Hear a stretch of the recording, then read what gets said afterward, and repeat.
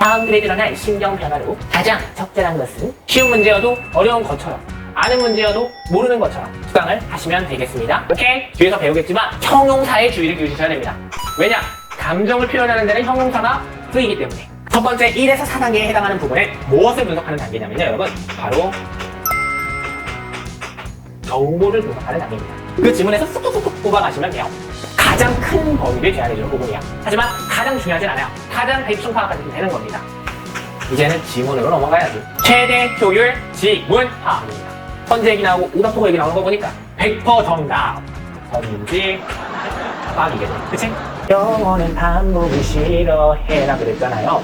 이것도 마찬가지야. 같은 단어 두 번이나 쓰는 것도 꺼야 합니다. 이번에는 심경 변화로 출제되고 있는 심경 문제에 대해서 설명할게. 심경 문제 같은 경우에는 기본적으로 여러분들 예시가 굉장히 많이 나와. 그리고 관련 어휘들이 좀 한정적인 편입니다. 그래서 관련 어휘들을 내가 굉장히 정리를 일목요연하게 잘 해놨으니까 그거를 일단 잘 볼 수 있도록 해. 그리고 정보 분석, 그 안에서 정보를 쏙쏙쏙쏙쏙 올라가는 방법이랑 지문을 분석하는 방법. 이제 본격적으로 지문에서 내용을 잘 읽어봐야지. 그리고 마지막으로 뭘 봐야 돼? 문제 풀려면 최종 관문이 뭐야? 정답을 맞추는 거. 즉 선지를 분석해야지 얘들아. 그래서 선지를 분석하는 단계까지 구성을 해놓았어요. 그래서 이 3단계 간단하죠? 마찬가지로 목적 유형처럼 쉬운 유형이지만 자세하게 알려드리고 있는 이유 앞에서 말했으니까 그 마음가짐 그대로 여러분들 이어가시기 바랍니다. 아시겠죠? 좋아요. 바로 수업으로 넘어가도록 할게요.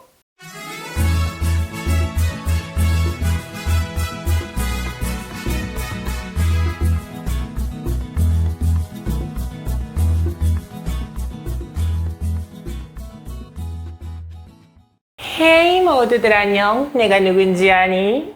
여러분 반갑습니다. 상영에듀의 이상혁 선생님입니다. 오늘은 여러분과 함께 심경변화 유형을 학습해 보도록 하겠습니다. 수능 독해 유형의 19번 문제 두 번째 문제죠. 함께 심경변화 유형을 볼 때 여러분들 앞에서 가졌던 마음가짐과 동일하게 쉬운 문제여도 어려운 것처럼, 아는 문제여도 모르는 것처럼 수강을 하시면 되겠습니다. 오케이? 좋습니다. 그러면 심경변화에 대한 유형 발문 분석 먼저 해보도록 하죠.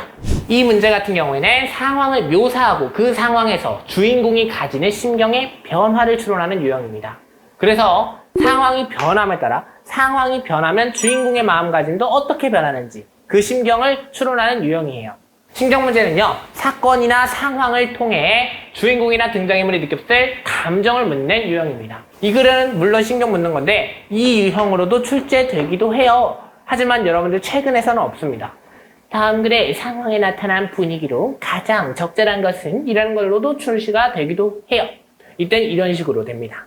내가 안 읽어주는 이유는 바로 다음 슬라이드에서 보여드릴게요. 자, 심경이나 분위기를 나타내는 무엇에 가장 주목해야 되는지는 한 단어만 생각하고 가자라는 의미에서 넣어놨습니다. 뒤에서 배우겠지만 형용사에 주의를 기울이셔야 됩니다. 왜냐? 감정을 표현하는 데는 형용사가 쓰이기 때문에. 그쵸? 영어에서 감정 표현하는 동사는 형용사잖아. 그치? 어느 언어에서나. 그쵸? 그렇기 때문에 얘에 주의를 기울이셔야 되고요. 그래서 묘사되는 상황이 어떤 상황인지, 등장인물이 어떤 상황에 처해 있는지를 파악하셔야 됩니다. 오케이? 좋아. 자, 그 다음 출제 경향으로 넘어갈게요. 여러분, 출제 경향 글 내용이 바뀌었습니까? 안 바뀌었습니까? 그대로죠? 지워드릴 거예요. 첫 번째, 분위기 유형 출제 안 되고 있습니다. 두 번째, 당연히 얘도 지우시고요. 믿지 마. 그리고 여기서 얘가 딱 연하잖아. 연하게 그렸어. 글씨도 얘가 진하잖아. 이 부분이 출제되고 있습니다. 라고 보시면 됩니다. 그래서 주목해야 되는 거, 형용사에 주의를 기울이면서 분위기보단 심경, 그리고 심경으로 보다는 심경 변화로 출제되고 있습니다. 그러니까 두 개의 심경을 지문에서 찾으셔야 되는 거죠. 뭔 소리인지 알겠지? 하지만 이게 지워졌다고 해서 결코 완전 지워진 거는 아니지. 왜? 앞에서 말했다시피 분위기를 먼저 찾아. 분위기를 찾고 그 분위기에 따라서 등장인물이 어떤 상황에 처해서 어떤 심경인지를 느껴야 된다 이거잖아. 그치? 그래서 상황에서 분위기 찾는 거기 때문에 이 분위기가 심경으로 연결돼서 다를 거는 없어요. 오히려 심경 변화가 이것도 묻고 이것도 묻는, 심경도 묻는 두 가지를 다 묻는 유형인 거죠. 그러니까 평가원이 이 문제보단 이 문제를 출제하는 게 최근 트렌드 경향에서 나타나기 시작한 것이죠. 오케이? 좋습니다. 출제 경향은 이 정도로 아시면 돼요. 그리고 여러분, 출제 경향이 별로 내용이 없었잖아요. 그만큼 다른 부분이 채워져 있습니다. 여러분들 책을 보시면 아시겠지만 진한 색깔로 칠해진 데에서 심경 관련 어휘 나와 있는 거 보이시죠? 이 어휘들 그대로거든요. 이 어휘들을 내가 여기다 담은 이유는 다음과 같아요. 여러분들이 정지하시고 잠깐 읽으셔도 좋고요. 만약에 어려울 경우에는 나중에라도 꼭 암기하셔야 되는 단어들. 어려운 단어들은 아니지만 이 단어들이 나오면 아하, 이 심경이구나. 심경 변화를 파악하는 데 있어서 선지를 분석하는 데 있어서 아주 쉬워질 겁니다. 이 단어들이 지출에서 나왔던 선지, 그러니까 1, 2, 3, 4, 5 선지에 나왔던 그런 단어들, 형용사들이 거의 90%를 담고 있으니까요. 오케이? 꼭 암기하고 넘어가세요. 좋습니다. 그러면 이제 본격적으로 웨썸 해결 풀이 전략 같이 보도록 하겠습니다. 자, 웨썸 해결 풀이 전략 어떻게 풀어야 되는지 함께 보시죠. 자, 여러분 여기서 첫 번째로 등장하는 부분이 있습니다. 바로 뭐가 등장하고 있습니까? 야, 아, 빠, 진, 땡땡 분석 보이시나요? 야가, 빠, 진, 땡땡 분석. 첫 번째 1에서 4단계에 해당하는 부분은 무엇을 분석하는 단계냐면요, 여러분. 바로 정보를 분석하는 단계입니다. 여러분들이 지문을 제대로 독해하라는 게 아니라 그 지문에서 쏙쏙쏙쏙 뽑아가시면 돼요. 그래서 이 부분은 야가 빠진으로 골랐습니다. 왜? 굉장히 그 지문을 읽어서 정답을 추론하는 게 아니라 땡땡땡땡 너희들이 딱딱 그 포인트만 집어서 풀이하는 방법이거든요. 오케이? 이 부분에서 정답 나올 확률도 있어요. 오케이? 앞에서 목적형은 전, 중, 후로 나눠서 했다면 얘 같은 경우에는 쉬운 것, 중간, 결론 수준으로 갈 것 같습니다. 그래서 이렇게 구성되어 있어요. 전체적으로 파악하는 겁니다. 일단은 여러분 하셔야 되는 첫 번째 단계는 지문을 반띵한다. Why? 심경 변화니까. 앞하고 뒤 선지의 심경이 달라지는 거 아니야? 그렇기 때문에 지문을 반띵해서 파악하시면 훨씬 원활한 안내를 받으실 수 있습니다. 두 번째, 배경, 사건, 상황을 파악하자. 자, 여기서 배경, 사건, 상황. 왜 파악하라고 그러는 걸까? 이 중에 배경 먼저 이유를 말씀드릴게요. 자, 이때 이 배경은 시간적 배경과 공간적 배경이 있어요. 자, 먼저 시간적 배경.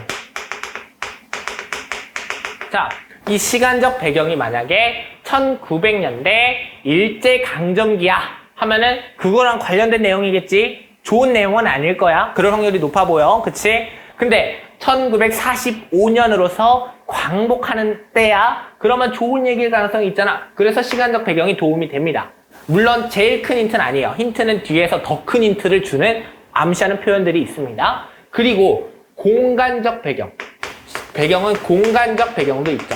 자, 공간적 배경이라면 예시를 들어볼게. 이 심경 변화에서 공간이 어디냐잖아. 이걸 파악하면 어디에서 그 사건이 벌어지고 있는지야. 사건이 어디에서 벌어지고 있는지 알아서 뭐가 좋아? 쇼핑몰에서 벌어지고 있는 상황이 있을 거고 제한된 상황이죠.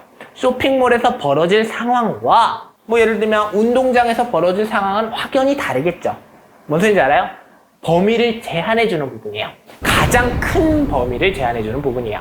하지만 가장 중요하진 않아요. 가장 대충 파악하셔도 되는 겁니다. 그 다음에 사건 파악하자. 뭔 일이 있었냐? 좋은 일이냐? 나쁜 일이냐? 도둑질하면 화가 난 이겠고 발표를 하다가 실수를 했으면 부끄러운 이겠잖아. 그래서 이 사건, 이것도 필요한 거야. 사건을 파악하는 게 필요한 이유는 다음과 같은 거야.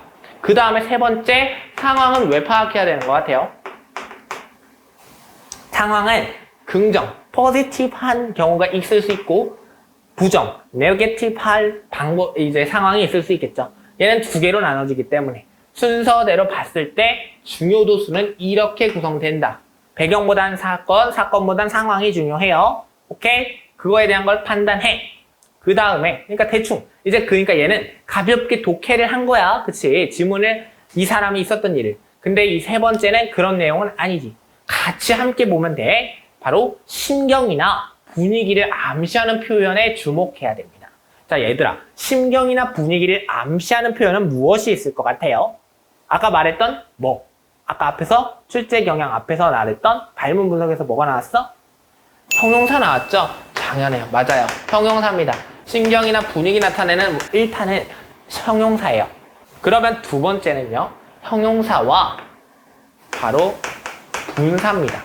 자, 이 분사라고 하면은 동사의 ed나 ing가 붙어서 만들어진 형태로서 같은 형용사적 의미를 갖게 되잖아. 그렇기 때문에 이 분위기 판단하는 거 중요합니다. 그래서 얘네들을 찾아서 이거에다가 동그라미 하시면 되겠습니다. 이 부분 찾아서 동그라미. 오케이? 어렵지 않겠지? 이 부분은 딱 봐도 진짜 정보만 쏙쏙 골라 뽑는 거야.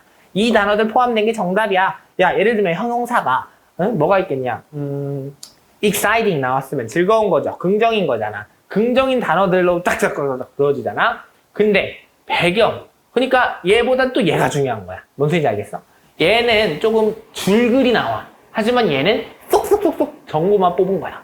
그러니까 내가 이거를 왜 먼저 알려주고 이걸 나중에 알려주냐면 얘에서 얘로 넘어오면 정답이 바로 끝나버릴 수 있어요. 왜? 여기서는 조금의 독해를 하고 여기서는 독해를 전혀 하지 않죠. 그렇기 때문에 여기서 내용 소재가 파악이 돼버리면 완전 얘가 쉬워진다니까? 이해가 무지 쉬워.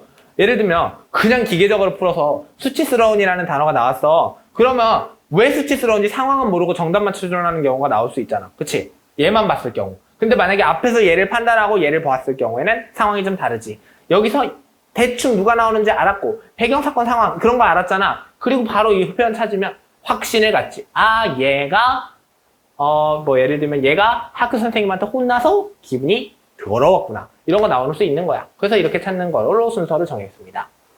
그 다음 네 번째, 주어, 필자 또는 등장인물이 처한 상황을 판단하자. 지금 이 상황을 찾았잖아. 이거는 안 넘어가도 돼. 하지만 여기서 내가 중요한 거는 이 필자 또는 등장인물이 처한 상황은 지워도 돼. 앞에서 찾았잖아. 맞아? 앞에서 찾았어. 근데 앞에서 내가 여기서 하고 싶은 말은 이거 하나야. 주어입니다. 주어. 주어가 굉장히 중요해요.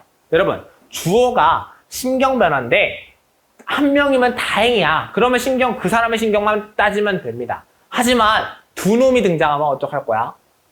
뭔 소린지 알아? 내가 잘 됐을 때 얘는 안 되는 상황이 있을 수 있어요.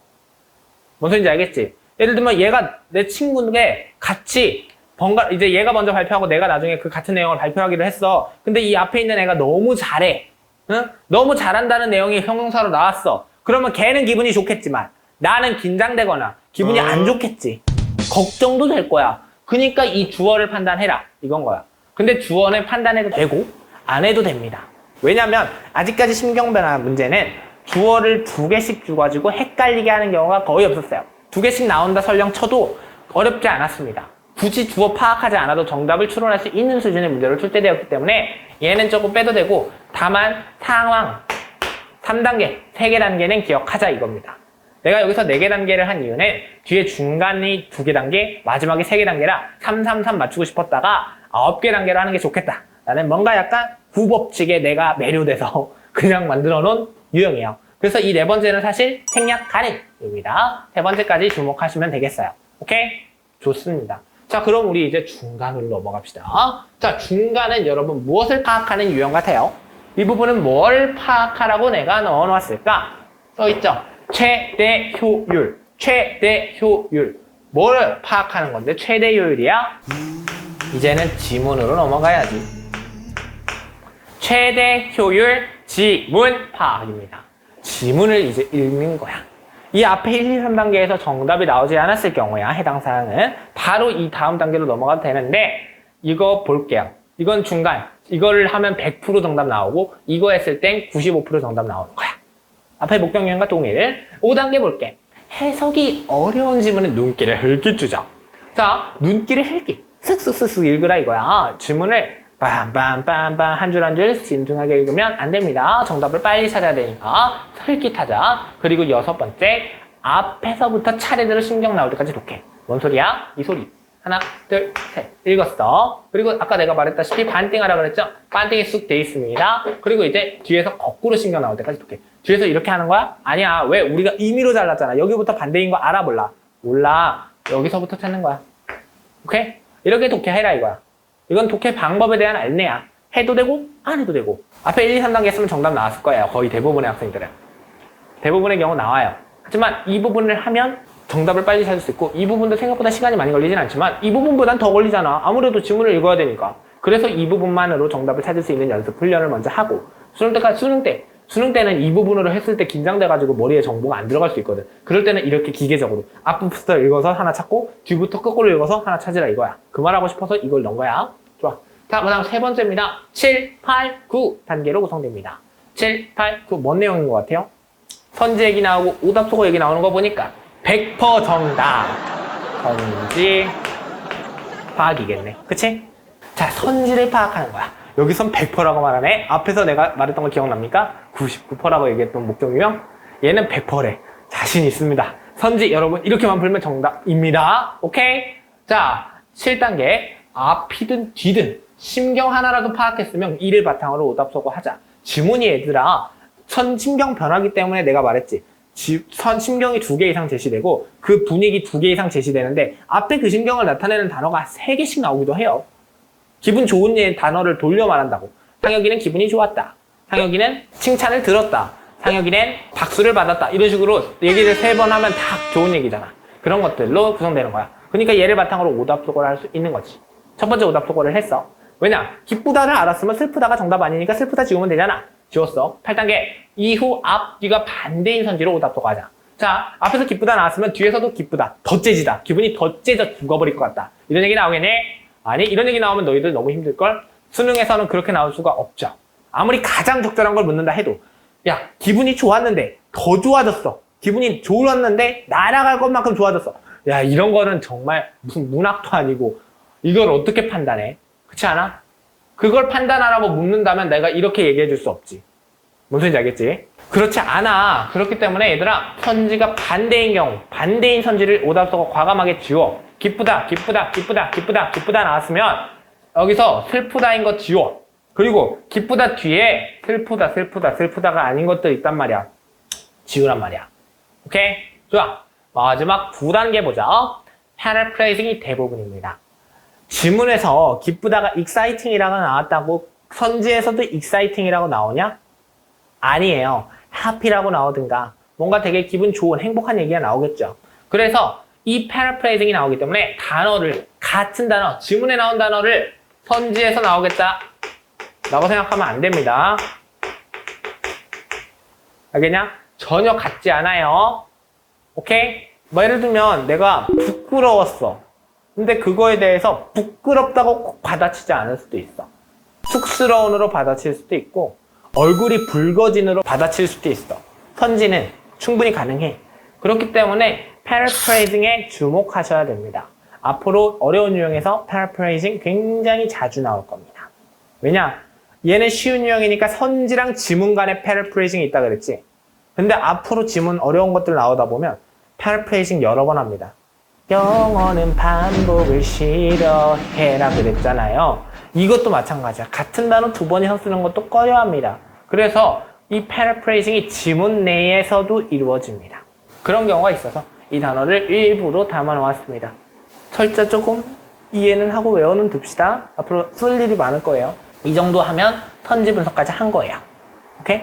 그러면 우리가 생각을 해보자. 1단계에서 우리 뭐를 찾았어? 야가 빠졌어. 야가 빠진 정보 분석했어. 2번째 단계에서 뭐 했어? 최대 효율 지문 분석했어. 마지막 3번째가 100% 정답 선지 분석까지 한 거지. 그러면 정답을 추론할 수 있는 거야. 오케이? 좋습니다. 자, 그러면 이제 우리가 특급 비책을 배울 시간입니다. 여러분, 특급 비책 기다리셨죠? 안 기다렸어도 기다렸다고 합시다. 이 부분은 굉장한 엄청난 도움을 주는 부분이에요. 앞부분도 여러분들에게 정말 실질적인 도움을 제공한다면 얘는 약간 요행? 야매? 뭐 이런 느낌이 있는 부분이에요. 하지만 정확도, 적중률이 꽤나 높기 때문에 이 부분이 굉장히 중요합니다. 오케이. 유튜브는 원래 앞부분에 포인트를 확 주고 뒷부분으로 갈수록 지루해지는 경향이 강하거든요. 하지만 교육이나 인간 같은 경우에는 여러분 아무리 유튜브 트렌드가 그렇다 한들 어쩔 수가 없습니다. 앞부분에 그래서 강의 미리 보기를 넣어놨잖아. 뒤로 갈수록 강해집니다. 여러분 뭔 소리인지 알아?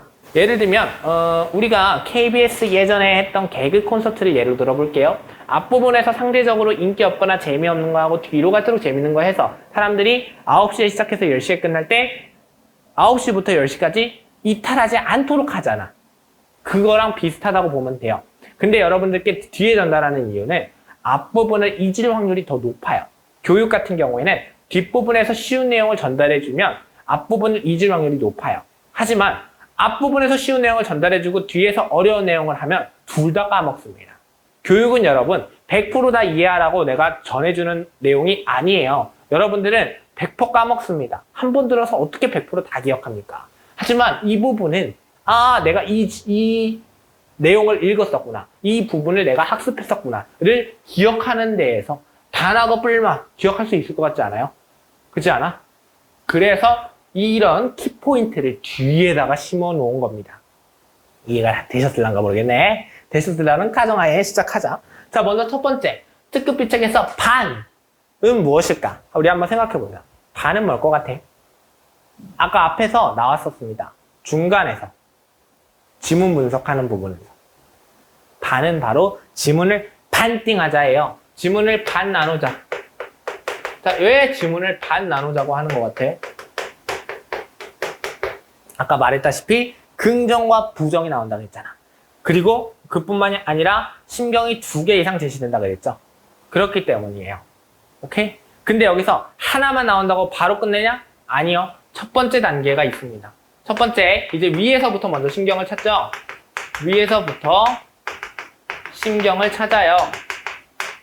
자, 이때 여러분들이 주목하셔야 되는 거는 2개 이상을 찾자를 목표로 합시다. 왜냐? 무조건 2-3개 나오거든요. 그래서 2개 이상을 찾아보자. 하지만 여러분, 1개가 너무 빼박이야. 너무 확실해. 그러면 1개 이상 확실하면 일단 넘어가도 돼.